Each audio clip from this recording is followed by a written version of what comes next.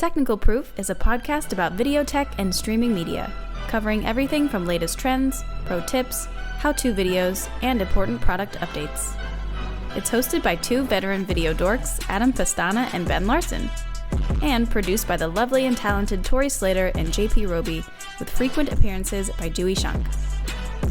TechProof was originally created from this all-star cast of Vimeo staff to provide technical training to Vimeo employees, but has grown and built a broader audience of Vimeo customers, partners, and fans. TechProof creates weekly video content internal for Vimeo staff only, but also designs programming for the world to enjoy and share. You can find us on LinkedIn, YouTube, and all major podcast platforms.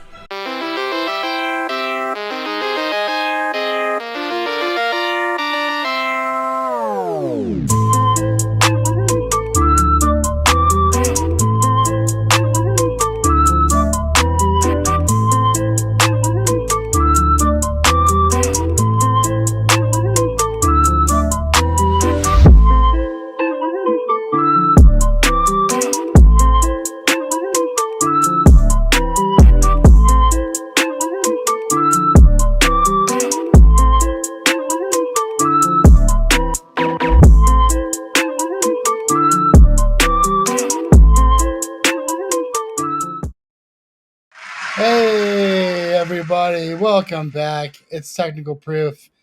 We just started June, so it is officially summertime. Actually, what's the summer solstice? Or how do you know if you've transitioned into summer? It feels summery, but I don't know.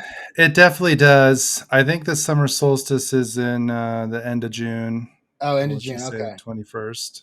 Yeah, we've got And full then summer it's just vibes going on. downhill from there. So It's downhill the from days there. will be shorter. Yeah, The nights are longer.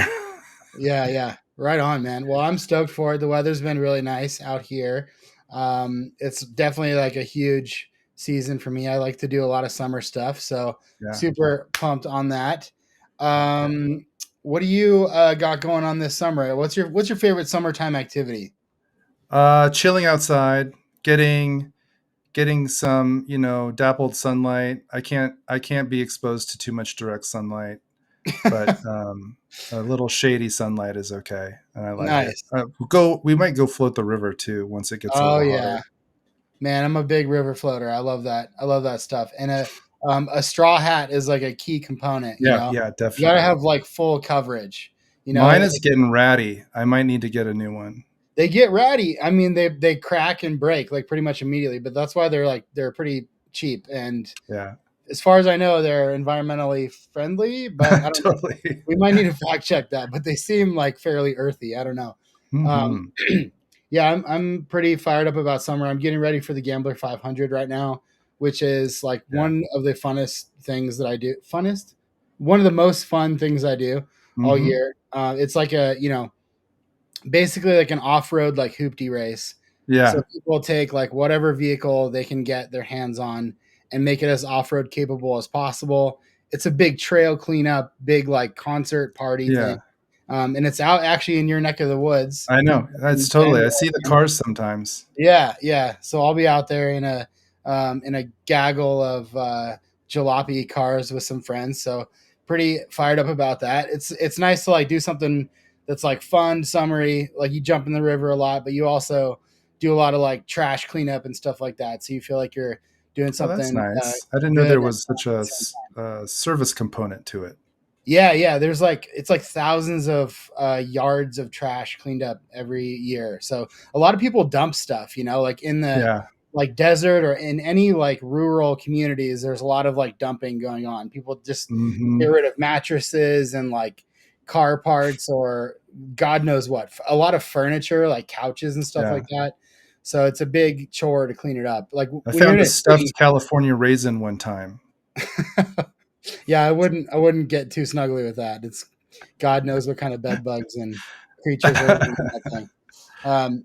So yeah, man, I'm pretty fired up about that. But we're doing lots of summer stuff. Just to kick off for the agenda of the show, we've got a great conversation with a friend of the podcast. His name is Jared Brick. His company is Brick House Media, and he's a independent media producer in Santa Cruz, California. Oh, cool. Talk to him about media strategies and what's going on in Santa Cruz and electric vehicles and like how to get new business as an independent content producer, director. He owns a studio there in Santa Cruz, so he shoots a lot of content. He's right in between like San Francisco and like Silicon Valley. Yeah. So he does a lot of corporate stuff, but he's also like in the whole wellness community too. So he's like, Oh, okay. big into like fitness and surfing and yoga and stuff. Great guy. Just if you imagine like California distilled into a single human being, Oh, yeah. Jared Brick is about as close as you're going to get. I love Santa Cruz. Me I'd like to too. go. The only thing I don't like is the traffic because it wasn't built for like Oh, this yeah. many people. Oh, yeah. It does get hectic by the boardwalk. Always like Yeah. just even passing through like on the highway, traffic slows down a lot. Like I would definitely invest in like a scooter or something like a moped or something like that if I lived down Segway. there. Yeah, so anything that's like, what do they call them? Like last mile vehicles or like Oh, yeah. like some kind of one wheel or something. So we talk a little bit about that too. I also just got back from a generative AI conference in San Francisco last week, which was really cool.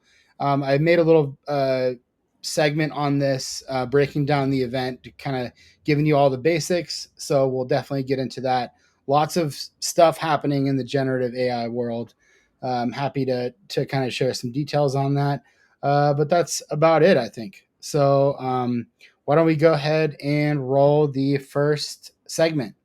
All right, so I just got back from the Gen AI Summit in San Francisco, California last week. It was a great conference. I really enjoyed myself. I learned quite a bit, and I also got a sense for like what's going on in the generative AI world. So I'm going to tell you a little bit about it. First of all, the venue was at the Palace of Fine Arts in San Francisco. Absolutely gorgeous space. I can't even like ignore this part of the conference because it was just such a incredibly beautiful space. It's like these massive structures. It almost looks like ancient Rome or something. Just incredible. The weather was gorgeous. It was a really fun event, but like that part of it added a lot to the whole experience for me. Just an incredibly beautiful place. I'll add some photos and clips in of the space there. The key takeaways for me, I'll just give you the highlights. So my favorite part about it was, I guess, the overall, there was great talks. There was great like keynote addresses. Microsoft was there, the AI division. Amazon was there. NVIDIA was there. And then there was just a ton of startups in the AI space. The thing I guess I would say about that is that like they were really all different kinds of startups. Some of them would help you code. Some of them would help you manage apps. Some of them were like AI for infrastructure type stuff. There was a handful of like media companies. I mean, on behalf of Vimeo, I was there to like, see what's new in sort of like the media space. Some really cool startups there. I did notice like a couple trends. AI first started with like the Gen AI stuff was all around images, and that's kind of transforming quickly into video. So there was a handful of startups that like were doing like image generation, and then you could also like create videos out of images. So take a single image and then like add motion to it in some way.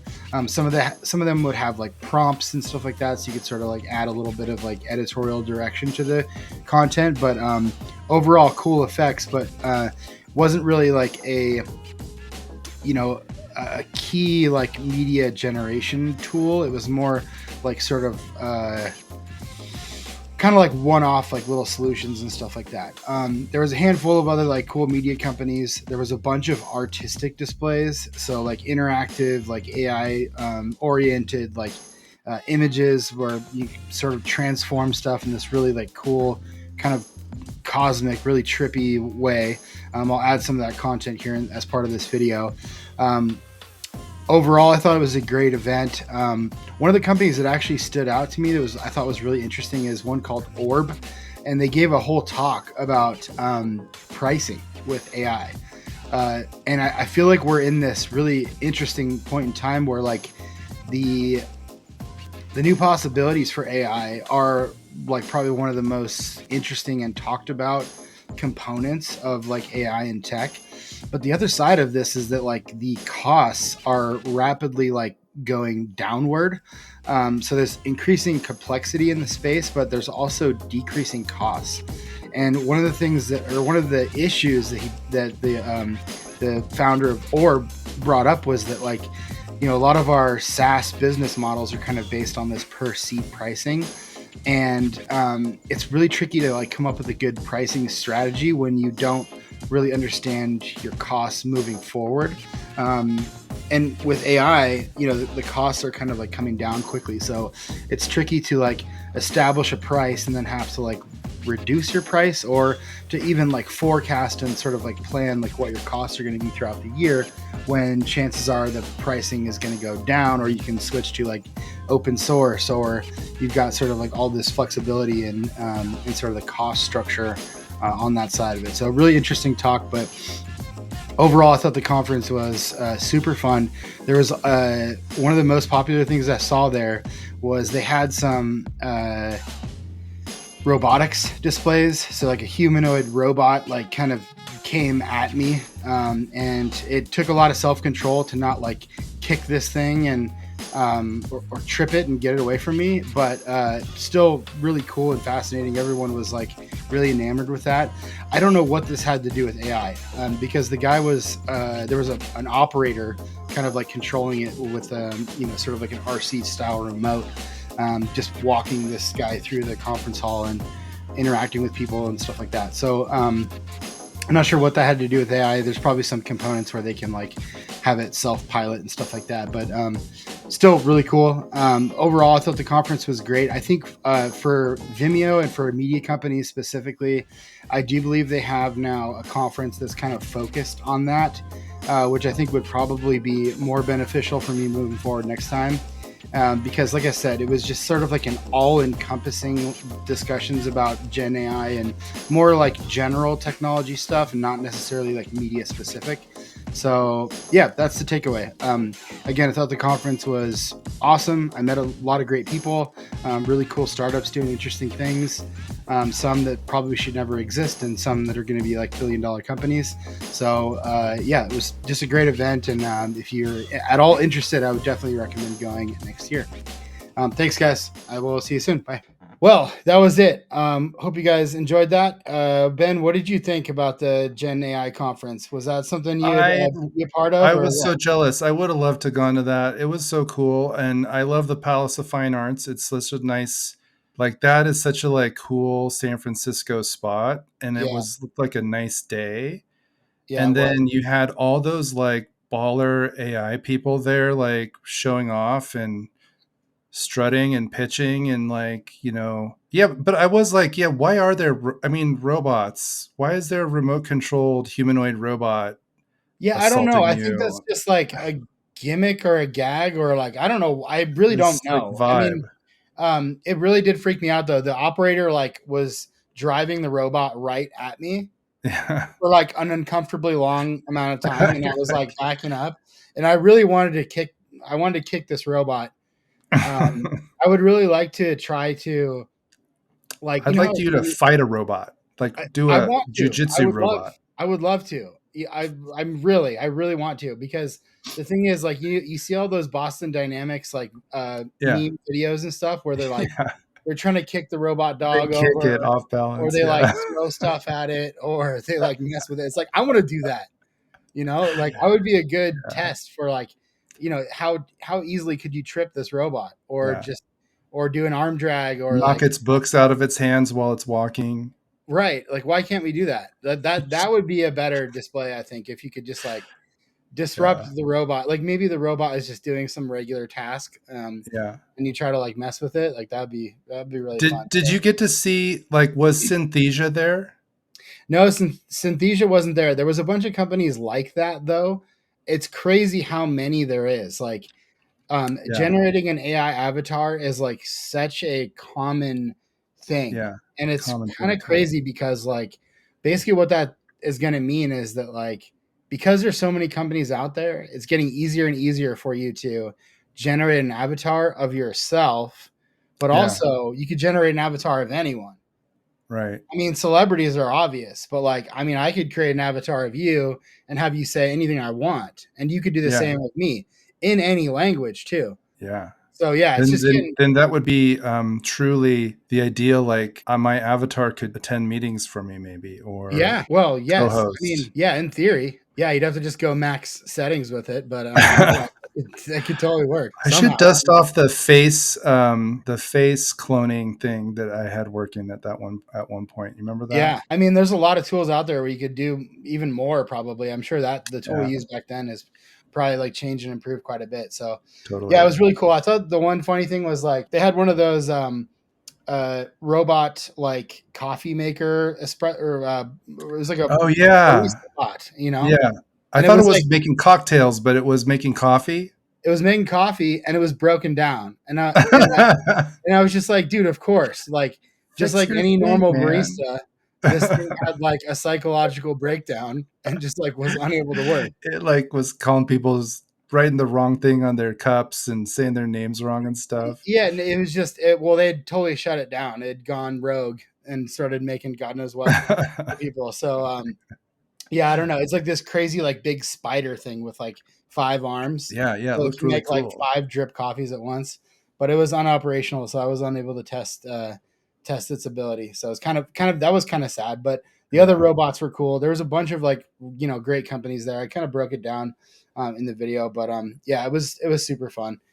Did you Uh, see any like really high res video, text to video stuff? There was a lot of text to image, text to video, and then there was a lot of there was a couple different companies that were doing like image to video, which was Oh cool. yeah, So you could yeah, like give it an image, and then it would just like create these artistic renditions. I don't know how we would really use that on a day to day, other than just like making like using it for B roll or something, or making like yeah, you can make really cool Instagram like yeah, posts or Instagram like reels or something with that stuff because it basically just takes like a still image and then like animates it. Um, yeah. That's cool. so and yeah, it would do a really cool version of that. And yeah, there was a lot of other like demonstrations of like artistic works and stuff like that, but not a Hmm. and some of it was interactive where like do stuff with your body and it would like react to it, which was pretty cool. But again, like I don't know how that really applies to a business directly or Yeah, how you would really use that in media creation at the moment. But right. yeah, it's still fun and still super cool. They have a media specific one that I want to try to go to that's a lot more focused on like generative media. Um, Oh, nice. so yeah, I'm gonna try to get to that one at some point too. But yeah, that was about it. All right, let's go ahead and talk to our guy Jared Brick in Santa Cruz, California. Hey, what's up, everybody? How we doing? Technical Proof is back. Thank you guys so much for joining us.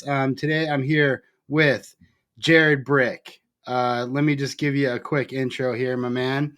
He's a creative producer based in Santa Cruz, California, media strategist, health advocate, hustler, business owner, podcaster, and a dad.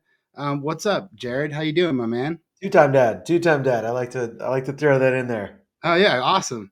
How I many? am How doing many kids great, do you man. have? Thanks for having me on. I've got a secret weapon I'm going to share with you later, secret information that you're going to be excited for. So stay tuned because you guys do some cool shit here. So Awesome. yeah, Great. Well, hey, thank you so much for joining us. I know you're super busy. You got a ton of stuff going on, just like in your professional life, in like the hustling version of your life, and also just as a dad and living life in Santa Cruz. I love it out there. I haven't been out there in a while. But every time I go out to Santa Cruz, I think like, man, it would be so cool to live here. The only beef I have is like with the traffic. I'd have to get like a moped or like I'd probably ride my motorcycle a lot, just like splitting I'm lanes, getting through. actively looking at, if you went into my shopping carts on my websites, man, I'm looking for an e-bike. Yeah. Me and my Yeah, that's the son big is, thing now. yeah, yeah. E-bikes are big and they're, all over the place. We're not much of a scooter town. I know a lot of towns have like rentable scooters. Yeah. That failed here pretty miserably, and so we've got e-bikes and electric bikes, and we're thinking about that. And yeah, let's talk about that because it's a new way to get around cities. It really is. It's Yeah, huge. And it really exploded like, gosh, I want to say it started probably like around like 2016, 17. It really Yeah. started to transform because like in most cities, it was like you were either on the bus, maybe you'd see some skateboarders, a lot of bicycles, but Yeah. now it's transformed where like everybody is on some type of like e-bike, either like an electric skateboard or like a one wheel or some kind of like monstrosity looking bicycle where you're like Yeah, not and just sure. One Wheel is made here in Santa Cruz. We're Yeah. very proud of One Wheel. We also have Zero motorcycles, electric motorcycles, made right here in Okay. Scotts Valley up the road. So we're quite proud. We've got some really cool like different types of modes of transportation being built right here in Santa Cruz. But you're right, man. Our traffic is bad because we got Highway 1, and Highway 1's a bottleneck for Yeah. people going over to Silicon Valley and coming back in the afternoons, Right. traveling south, and it's a bit of a bottleneck. I luckily live in the Redwoods, Okay. and we don't have to deal with that a lot up there. It's really quiet up there, Yeah. except for when there's floods and fires and damage to roads that we have all the time too. So Yeah. we have So all why, of it, man. why do you think? Because that's another thing I've noticed, like especially in like kind of like tech hubs, is like in a lot of cities like Austin or New York, like you see all these like electric scooters around. San Francisco, they're really big. Yeah. Why did that like fail, you think, in Santa Cruz, or like why is that not like a thing? Two things. One is we have a really large homeless population that loves to destroy stuff. It's a I think mixture a of lot of cities have It's a mixture of college. I'm not throwing anybody under the bus here, but yeah, I'm yeah, just saying we have a really large homeless population here because Santa Cruz is a wonderful place to be, and we're pretty, I would say, lax on our homeless enforcement. And so yeah, a lot of homeless people live here, and they love to destroy public stuff. Sometimes borrow a bike, borrow a skater or a scooter or a skateboard, and just maybe not take care of it.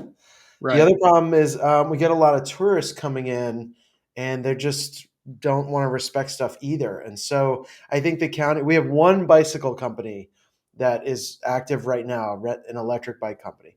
Okay. So they're active right now. Let's see how it goes. Uber Bike pulled out a couple years ago, and we'll see. So it's just, it comes down to, and I see this in cities too, people just don't respect this stuff. They just Yeah. destroy it and so beat up. And these companies can't replace it and make enough money renting to do that. Right.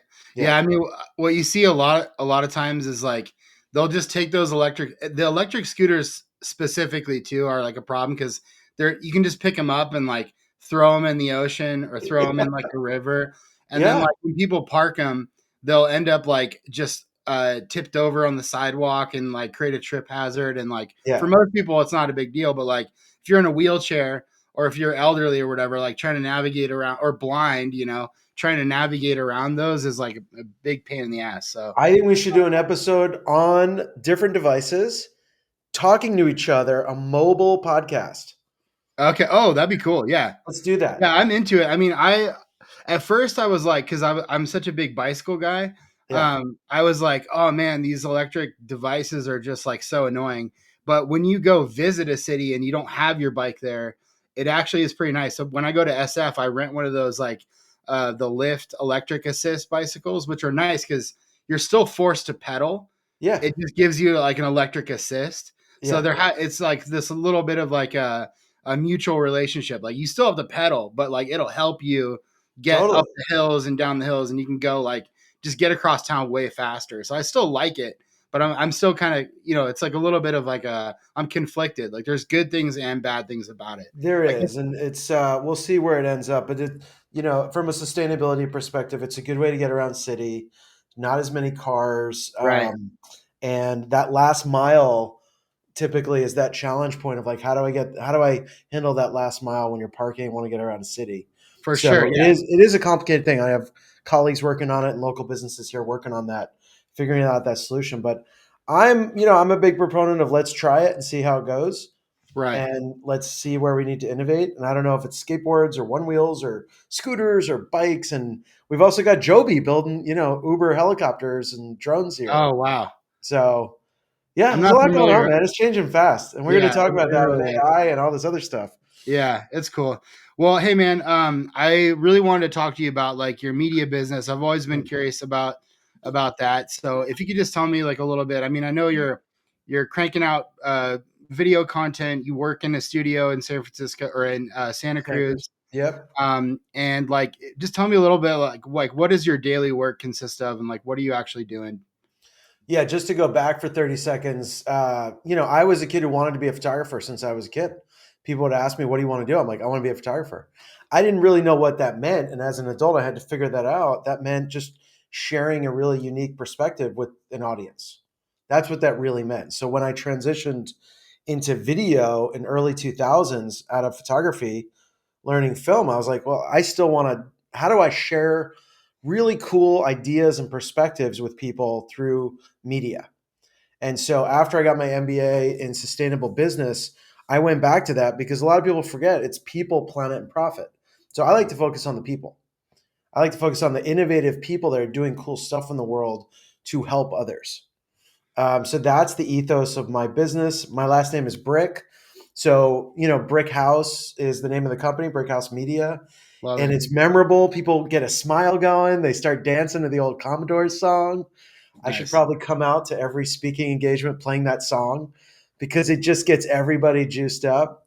But yeah, so my whole thing is I didn't love being a freelancer because it wasn't that fulfilling, right?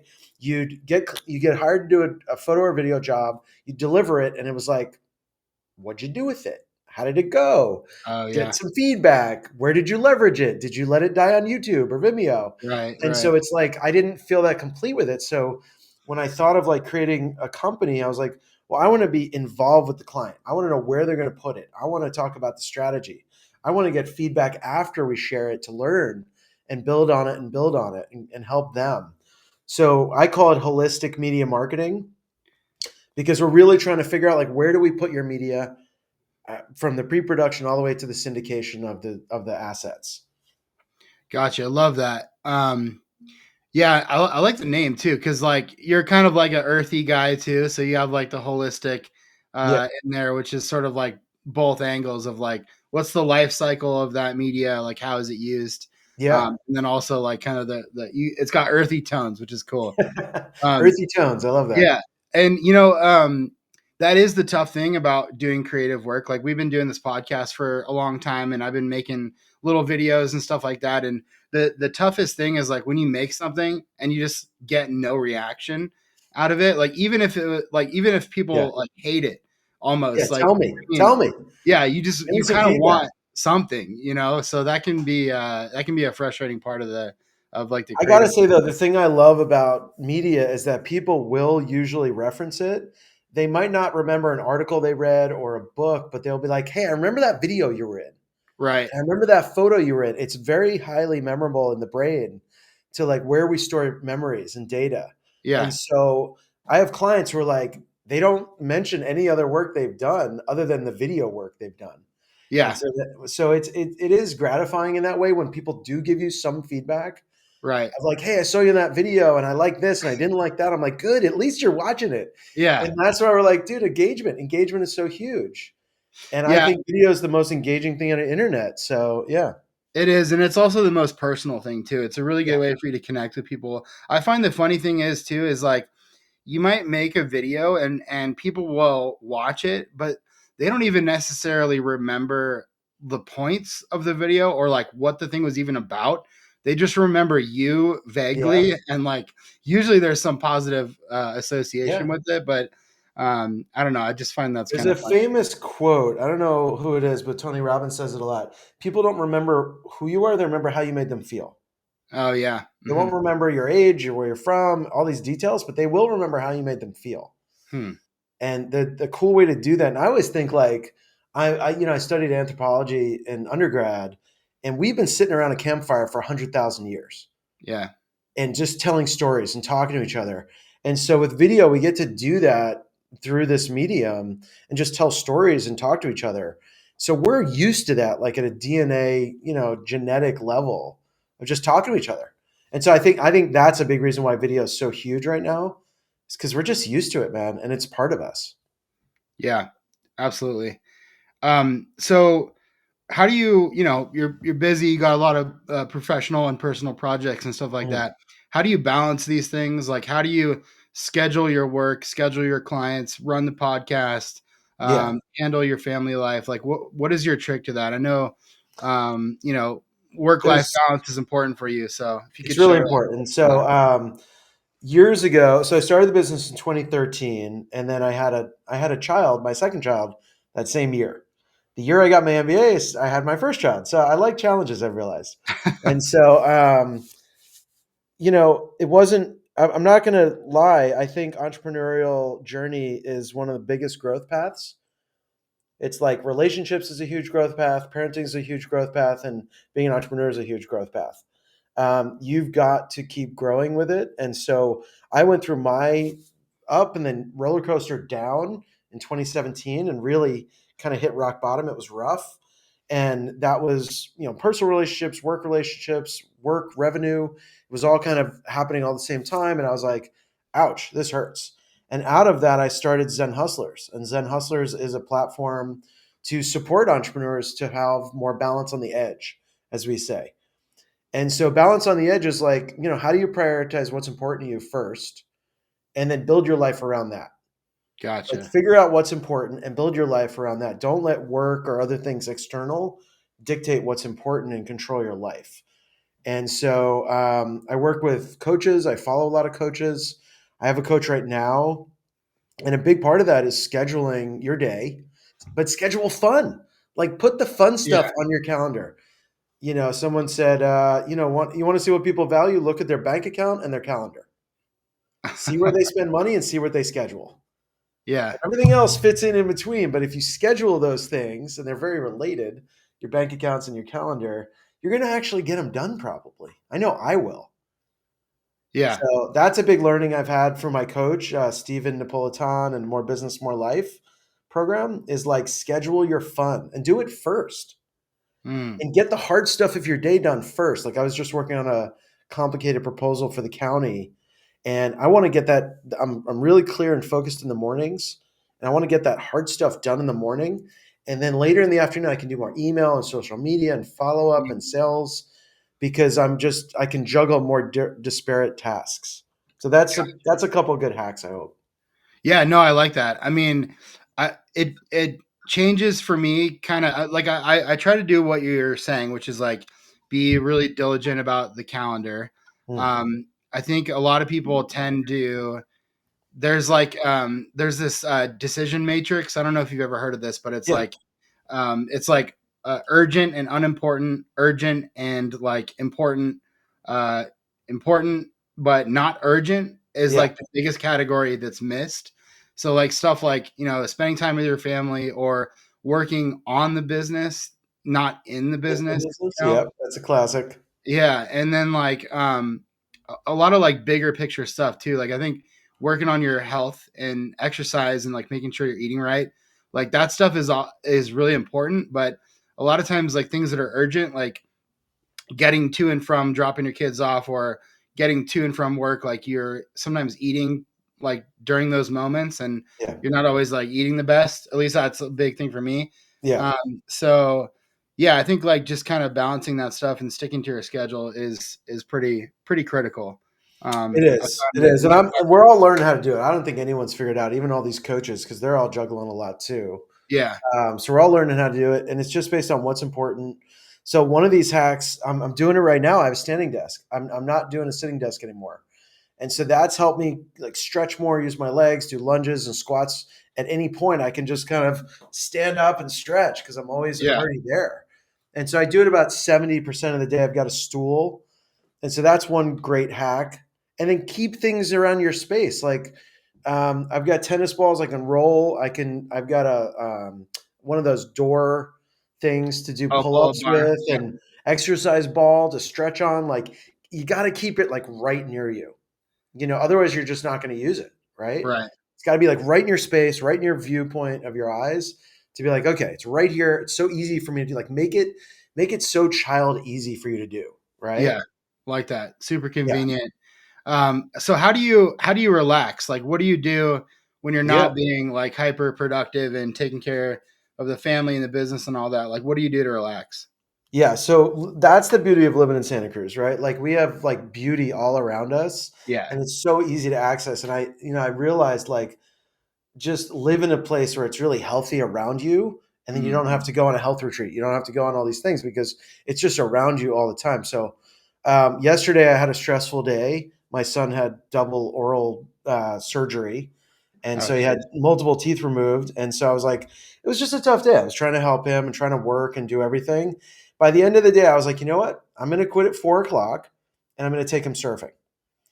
And luckily, it was a good surf day. And I have to just give myself the permission, which is a really important word. Give yourself the permission to stop work and go have some fun. And so in our area, we go surfing, mountain biking, playing in the ocean, working, walking in the redwoods. I just find walking in the forest is so healing. It's just quiet. You hear different sounds. You let your kind of mind kind of tune out a little bit. And anytime in nature with friends, community, music, those are all really good things that help me. I mean, do a lot of studying on the happiness, and the two things they say that make people happy is having a purpose in your life for your work and just being around a community, a healthy community. Yeah.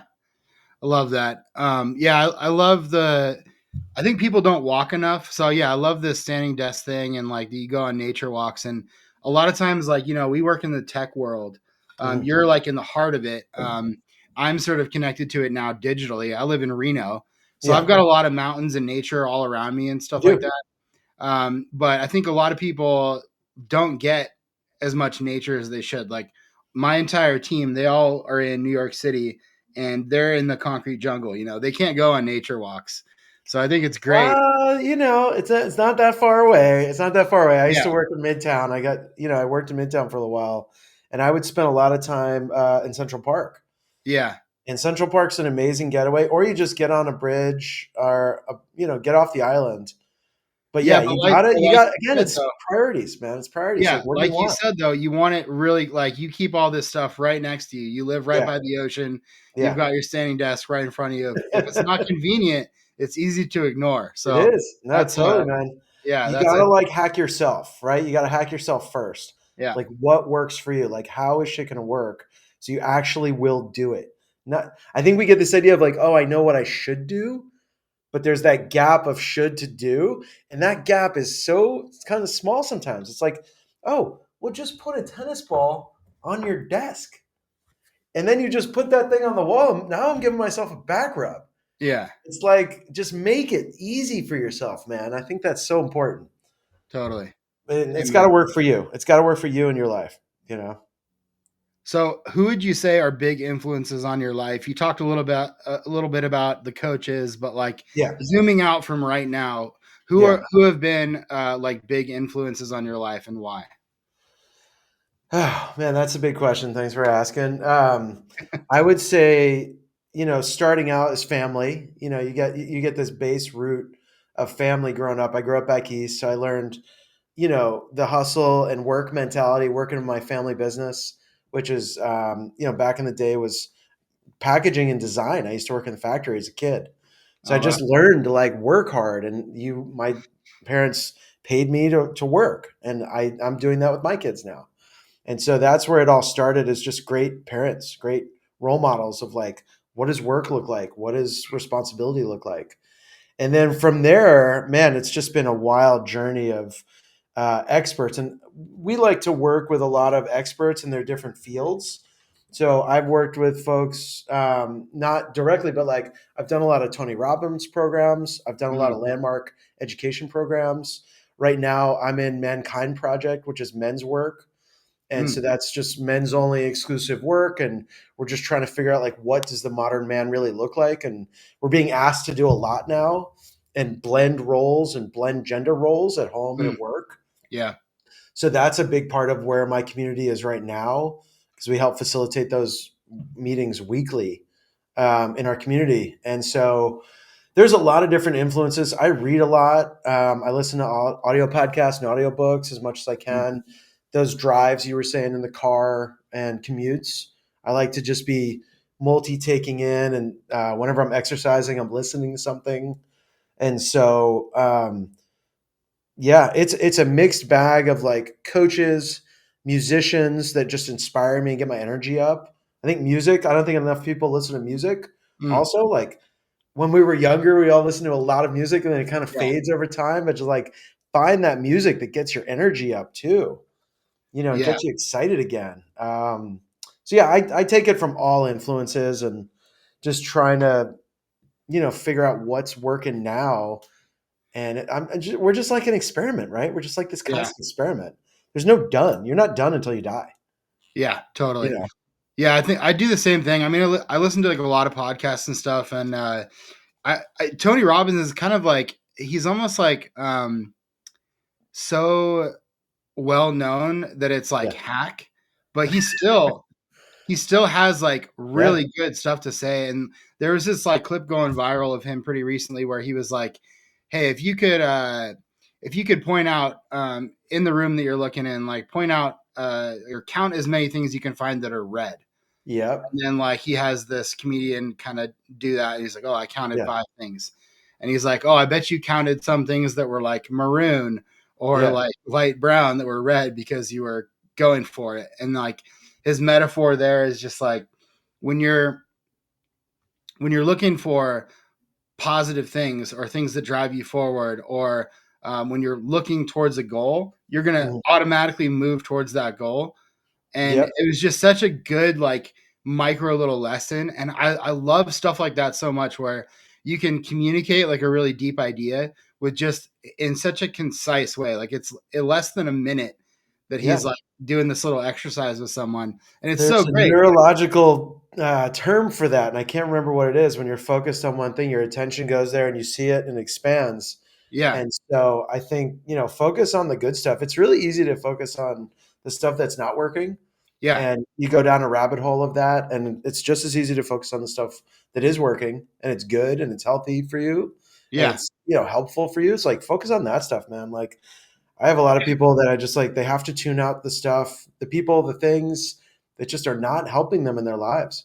Like tune that Yeah. stuff out, man. Yeah, I think that's one of the things where it takes a really conscious effort to do that because it's really easy to just be aware of the negative. And like I've heard like talks and stuff on this is like we're naturally like predator avoidant, so you're gonna naturally be aware of things that are dangerous to you and not good. But Yeah. like it's really important for you to like consciously focus on like the things that you want to move towards, because whatever you're focused on, you're going to sort of like move towards that. So yeah, that's one of those like little lessons that Good. really, Well, we'll leave it with a Tony quote: "Where your attention goes, your energy flows." I like that. Yeah, Again, that's not beautiful. mine. That's all his. Yeah. No, that's beautiful though. Cause Yeah. like, and just being concise, like when you can communicate a really important idea like that, when you can make it super concise, like that makes it more powerful. It makes it stickier, I think. Yeah. So, Yeah. He's just one of those people that, have influenced so many millions and millions of people. And I know a lot of people have different feelings about him, but to be honest, when you're in the room with him, he's a force. yeah, He's an amazing human force, and he helps millions and millions of people every year. I mean, people on the edge of suicide. I mean, it's like really intense stuff. I don't know people in yeah, business that are doing that. You yeah, know, yeah, it's like he is the guy when it comes to that stuff. But he's just one voice out of many, and I like listening. Like I have another expert, Dr. Shafali, and she just does parenting. oh yeah, As a parent, like I just need a coach in parenting. We don't have right. any coaches supporting us, so That's she's an true. amazing parent coach. Yeah, and there's no playbook for that. There's no playbook, man, and Yeah, anybody can be a parent. yeah, Anybody can be a parent. That's the crazy thing. You need a driver's license to have a car. right. But Yeah, you can raise a human with zero training. It's wild. right. Yeah. There's another guy that I really like, and you kind of mentioned this, but like I think having like a coach in a particular discipline, I think is really helpful. So Yeah. there's another guy I like that's really big on the internet right now. His name is Alex Hormozy. Have you Yep. ever heard of this guy? Of course. And I Yeah. love his stuff so much because he doesn't get preachy about anything Yeah. outside of his world, which is just entrepreneurship and Yeah. business, and that's all he talks about. And he gives like really good technical advice on like Yep. how to manage your business and like what to do in different scenarios.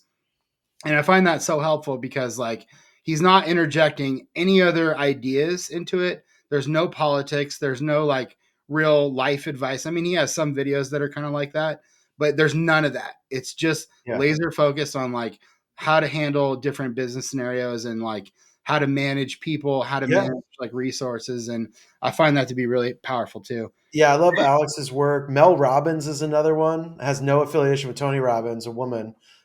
She's an amazing coach. And so anybody who's like resistant to coaching, like look at any top athlete in the world. They have coaches. They're not just great on their own. Right. And so this idea of like, oh, I don't want to work with a coach or it's weak. I'm like, dude, the most powerful people in the world get coaching. Totally. And I used to resist that thinking I could do it all myself and it was all on me and I didn't need any help. And I just dropped that. I was like, no, man, I want to work with the best people that can get you to the goal faster and enjoy it on the way too. Because they do. They actually help you enjoy it. Yeah. Yeah, there's some saying too about like I think working with people too like elevates both efforts. And I can't remember exactly what the saying is, but it's something like when you have two people on a job, you're able to do 3 times the work. It's not just double. Yeah, so there's some wisdom. There's a compound effect, I think. Totally. Yeah, that's one of my favorite quotes. Is you want to do something fast? Yeah, go alone. You want to go far? Bring some people along with you. Love that. Yeah. So what would you say is like your favorite thing about your work, and what is the most difficult thing? What's the most challenging thing? Sure. My favorite thing, and this is something we've dove into recently, is working with really passionate creators, whether that's music, artists, speakers, consultants. We just did TEDx a couple weeks ago here in Santa Cruz. Nice. I love working with people who are so passionate because it's addictive to be around that passion. You get kind of sucked up into their world when they start getting really passionate about what they do. So I love people. I love when I get a chance to work with an artist, again, an author, a speaker, a coach, someone who's so passionate about what they do, because it's just infectious, right? You leave it like with more energy than you came in. Whereas a lot of work you feel drained by. I would say the challenges of, we just celebrate 10 years of having my own business. So that was a big, big monument for me. And I look back of like the challenges is like, there's stuff in your business you're not good at. You're just not good at it. And you have to do all of it. So I'm learning how to delegate some of those things to either a virtual assistant or hiring a company. Like, we started outsourcing all our tax stuff and all our business, administration stuff. And I just find like, I'm not great at that stuff anyway. So stop trying to do it. Right. And it causes you a lot of like mental strain to do that stuff. Yeah. And so that's one part is delegate some of that stuff out to people who are really good at it. Gotcha. And they want to do that work too, which is kind of exciting. I would say the other thing is just consistency, like staying consistent with your own marketing as a company and your own media, because sometimes you get so caught up doing the client work that you're like, oh yeah, we got to promote ourselves. And so again, it's like outsourcing some of that work, but staying consistent with it, again, with a calendar, schedule. If you're going to pay someone to do it, you're probably going to be more consistent with it versus just trying to do it on your own again. Gotcha. Or in-house. So those are some things that have helped us over the, now and over the years. Love that. Yeah. So my world right now at Vimeo is I'm heavily involved in like the partnerships world. Yeah. So, and a key part of our strategy for this year and moving forward is like our various AI partnerships. Yeah, so I can imagine. Yeah. So I'm like deep in this world of like exploring all these, oh man. Yeah, these various AI tools and implementing solutions that are going to like sort of scale out to a broader like audience for the Vimeo platform and for myself. Yeah. So I spent a lot of time tinkering with this stuff, and I'm just curious, like in your work, like do you use AI tools? Like, what do you think of using it for your professional work, and like how is that helpful or not helpful to you? Yeah. And so thanks for bringing it up. It seems to be the elephant in every room now for every company. It's like, you have AI involved, right? And then, the thing is, most people are just kind of skinning Chat GPT and calling it their own. Right. I'm not saying you guys are doing that, but a lot of companies are doing that. And so we do use AI. I'll give you a couple of examples of how we use it. We run our podcasts through Adobe Podcast AI. It cleans up a lot of stuff. and it's a free tool once you're an Adobe subscriber. So that's one way we use it for audio. The other way we use Interesting. black thing on my finger. The other way we use it is we create some media with it now.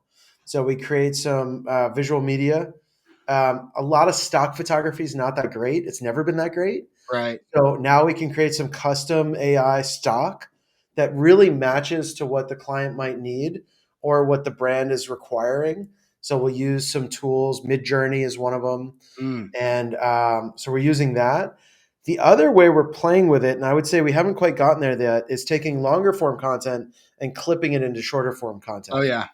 Now, when you do that, it's a little tricky because I like to trust my own intuition of what is a great clip and what should be cut. And what AI does is it just kind of does it on an algorithm. It doesn't really do it from a creative perspective, like why we should talk about this.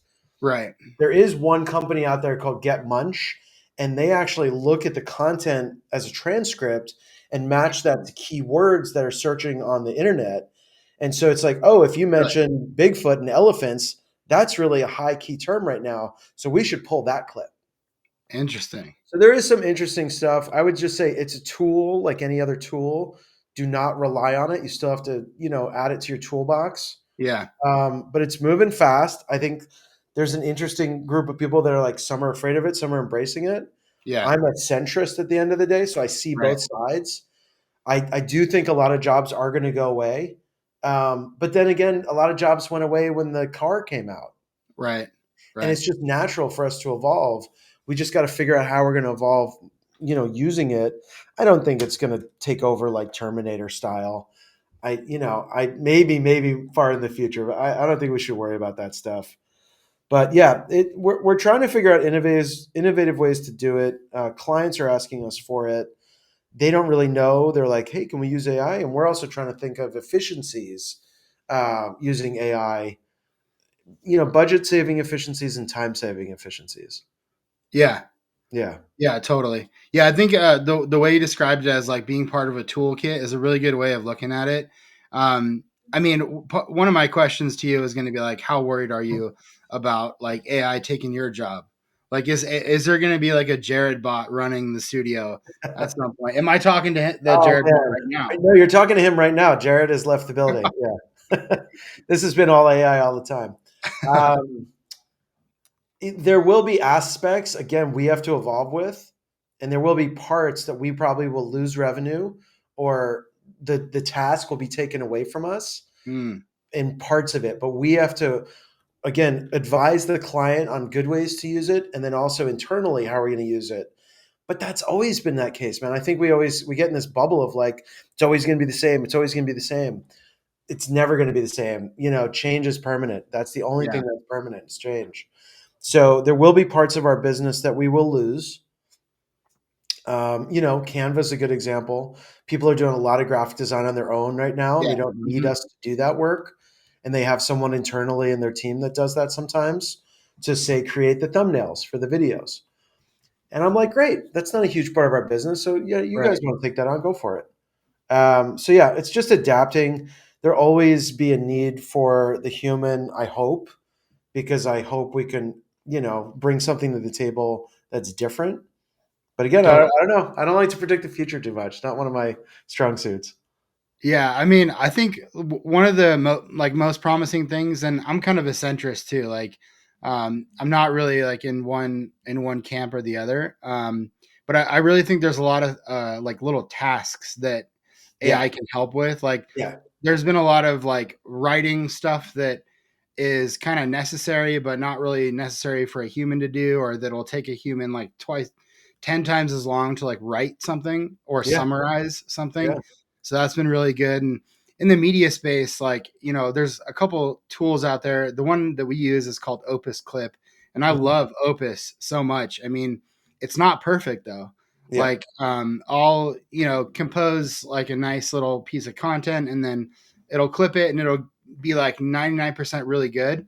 But there's something that's like not cropped correctly. Or some moment that's dropped from the clip or something, and you have to go in and fix it. But that's some of that stuff is like, I think they'll fix that over time and it'll get a lot better. And, I'm really enthusiastic about that. one of the things that we've been working on a lot is like AI captioning, dubbing, translation type stuff, Yeah. which I Yeah. think is amazing because there's not really any efficient way where you can do that with like humans. And in the media world, like being able to expand your audience and reach like all these other populations of people that like might not have your natural language but are still interested in the actual content can now like listen, watch, enjoy. So Yeah. that's been really interesting and cool to explore. The thing I would love to see is like I spend so much time editing, and Yeah. like editing just eats up. It's this weird time warp, and it's really hard to explain. But like you shoot something, then you spend like 10 hours editing it, Yeah. and then it gets down to like a 1 hour thing, which then goes out to the world. But then it re-warps because then you have that 1 hour that's watched like 10,000 hours, beyond that. So Yeah. it's this like weird zooming in and out of like the Yeah, no, it time is. that And that's one of happens. our specialties is our business is we take that long form content and it doesn't have to be super long, but maybe 10, 20, 30 minutes and we Right, cut that into clips. So we did that recently for a client last year on a big project and we built the whole project to think if we were going to clip this, how many clips could we get out of this? And right, so I think that's a good strategy for the folks in the media creation world is like always be thinking short form now, even the way we're shooting right now, like we could easily crop this vertical and we right, could cut this into vertical clips for social media later. So I think having that in the mind as you're creating content now is super important. Like, how am I going to crop this? How am I going to clip this later is really important. And so that's a big thing I think that our business is helping with is like, we're going to deliver you that one piece of content, right? We're also going to cut that into multiple slices for you. And you're going to be able to post this and syndicate this. That's the word I like to use. yeah, Syndicate, not share. Sharing is me giving you one thing. Syndicating is going out to multiple networks all at once. right, And if you do it right, you just tweak each one a little bit. And now you're hitting 5 channels versus one. right, And now you've expanded your reach 5x versus one. And I think that's that model that I didn't like as a freelancer. I didn't have that kind of control with my client work back then. Now I right, can suggest that, build it into the strategy, build it into the production plan that when we deliver, we're not just going to deliver one, we're going to deliver right. 5 or 10. Yeah. Yeah, I think a lot about that type of thing too, where we'll have a long form piece of content, but I think about it sometimes in terms of clips. Mhm. Like each question or each like little segment can be like its own clip, and Yeah. I didn't like used to like I didn't like to think about it like that at the beginning, but now I've kind of realized that like if you make your content like short form and snackable, and then you stack it up and make it available to people, it's much easier. It's like an easier way in where people are they're not Yeah. necessarily willing to like listen to an hour podcast Yep. if they're not familiar with it, but they will watch a 30-second clip and then they might be Yeah. like, oh, I'm going to watch like every 30-second clip, Yeah. for 30 minutes. And so it can be a really good way for like content discovery. I think of it like, a little bit of a funny analogy is like dating. It's like you don't want to go have a 5 hour date the first date. You might want to grab For coffee sure. and a beer. Or even like when you meet a new colleague. It's like, let's just start slow. Let's do something Yeah. small first. See if you like me and I like you, and then let's grow from there. Right. And Right. a good way to do that is short form content and then building on that to the point where like, oh, I do want to sit down with you and watch your 2 hour podcast. I mean, Gary Vee's big on this. Vaynerchuk is like attention is the new commodity. Like Yeah. getting your attention is the commodity. So like if I want your attention, I've got to work for that. I've got to earn that. Right. Yeah. And actually deliver something that's worth attention. Yeah. Like sharing something that's helpful to people or like positive in some way, I think is really, really key too. It's huge. Yeah, it's huge. Um, And I don't think a lot of people think that way. They think, oh, let's get married, go to dinner and do it all at once. It's like, yeah. no, start slow with relationships, any relationships. Jared, have you ever had any encounters with aliens? I have. So I'll tell you a funny story. I used to live in Colorado in college and then traveling around afterwards. And I would go to Native American ritual sites, ruins, especially ones in New Mexico and Arizona and Colorado. And so I would just go and sit in those spaces. And sometimes when you're there, and we had one experience down in New Mexico at an amazing place called Chaco Canyon, where you can feel energy, movement, and things happening. And so there was multiple times where we heard sounds and things were happening. And then that night we slept there and there was lights coming from places we didn't know where that light was coming from. And so I don't know. I didn't see an actual alien. I didn't see an actual ship, but maybe it was spirits or whatever it was. But I totally believe that there's way more life out there. It's like the ocean. There's no way we are alone in this entire universe. There's just no way. Statistically, I think it's impossible. Anytime I go down to the ocean, I look carefully. I'm like, there's aliens all around us. Yeah. I mean, these creatures are so alien. Yeah. And the fact that they exist, where they exist, and how they live, I think they're surrounding us all over the place. Yeah, that's interesting. I think a lot of people have kind of like changed their tune on that in the last like I don't know 10 years especially. Like it seems like in general people are like more open to like the paranormal, the spiritual, and the extraterrestrial. You know, Yeah. I always like to kind of like ask people about that. There's some and people. I love sci-fi, and sci-fi is just so fun to think about because it's like you just don't know what could be out there. Yeah, totally. If you zoom out just from like the regular day-to-day experience, you're like, yeah, we're really on this planet like in the middle of nowhere, and God knows what's out there or what's like interdimensional that we can't necessarily see. So yeah, it's just a really interesting time, and we're just always trying to explore that a bit. Well, speaking of, I mentioned it, I dropped it earlier, but like the road so we live up in a little town called Felton outside of Santa Cruz. Oh, I know Felton, yeah. And so at the base of my road is the Bigfoot Museum. Oh, and it's a little tiny building, and there's an old guy who runs it, and he has maps of sightings. People call him and email him and contact him. He's got multiple like casts of feet that he's witnessed, and other people have cast and brought into his shop. And so if you're ever in Felton, California, you got to visit the Bigfoot Museum up Highway 9. Has the museum like illuminated you to the existence of Bigfoot? Like did that museum specifically like inspire you a bit, or I was a fan of Bigfoot before, but now living here, yeah, I'm just like in it. We're in the redwoods, and I'm just waiting for the day I get to see big old hairy guy come running by. Yeah. Something about the tall trees. I feel like it's a good hiding spot for Bigfoot. It's a great hiding spot. Yeah. So tell me a little bit about your podcast. I know that's kind of like a smaller piece of your work, but it's something you're doing on the regular. Yeah. So back in COVID days, I was like, I was about to do live events with our Zen Hustler brand. And again, it's resources for busy professionals, entrepreneurs, parents, adults who are going through a lot, and they're trying to find that balance. And so right before COVID happened, we were about to do live events. And thank God we didn't invest in that direction. Yeah. And so I quickly, pulled a 180. I was like, well, let's focus on the podcast.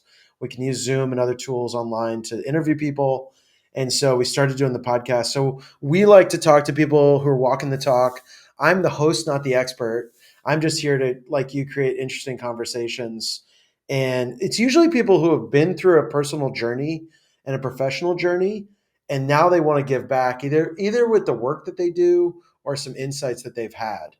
About the last interview we did was a woman who worked at a very high level at Visa, the payment company.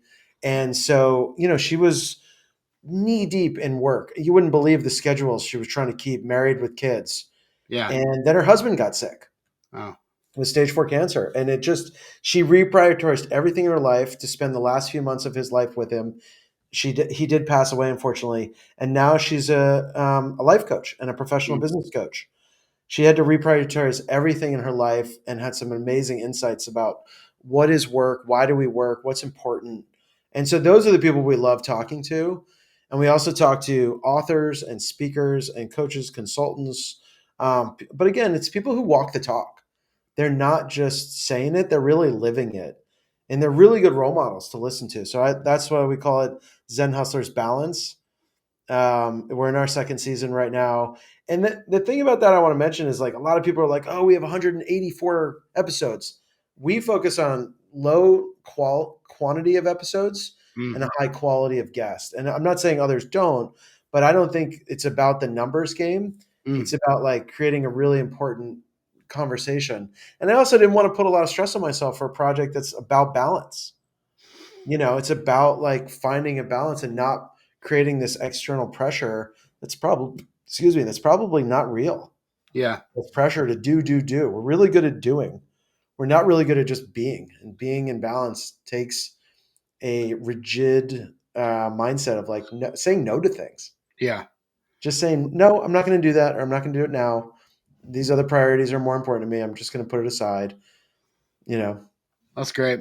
Yeah. Zen Hustlers, we'll drop a link in the description here for the podcast so people can check that out.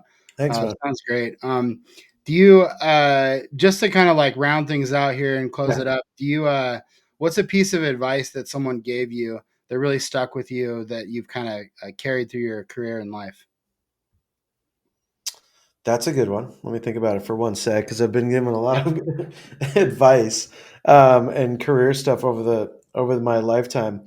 I think is from a business perspective, someone told me like, hey, if you really want to do a lot of different things, become a media company, because you will not be stuck in one box, and you'll get to play in a lot of different arenas with that type of structure of company. And it will give you the freedom and the creativity that you'll be able to leverage in a lot of ways. Like you could hop from music videos to working with TED speakers to creating a podcast, and it's all under the same umbrella, which for me was great because, like I said, back as a kid, I just wanted to share perspectives. I wanted to like share different things that I was seeing in my life with people through media. And so someone kind of clarifying that for me at the beginning of what I was doing was like, yeah, get into being a media company, and then you can do all these different things and you're not stuck and pigeonholed in one area. And that's given me amazing freedom and creativity. And to be honest, man, it keeps you inspired to keep doing the work, For sure. because it's like you just don't know what's going to happen tomorrow. Love that. We're definitely in the same boat. I love playing in the media world and exploring everything there is out there. Jared, that was awesome. Thank you so much for joining us. We'll go ahead and call it, and hopefully we can see you again on your podcast or on here again on another segment. I've got some ideas for you. So cool. Well, thanks for having me, man. It's been a really fun conversation. All right. Thanks, everybody. Thanks all. All right. That was our show for today, everyone. Thank you so much for joining us. We'll be back again very soon with a brand new episode. Bye. Bye.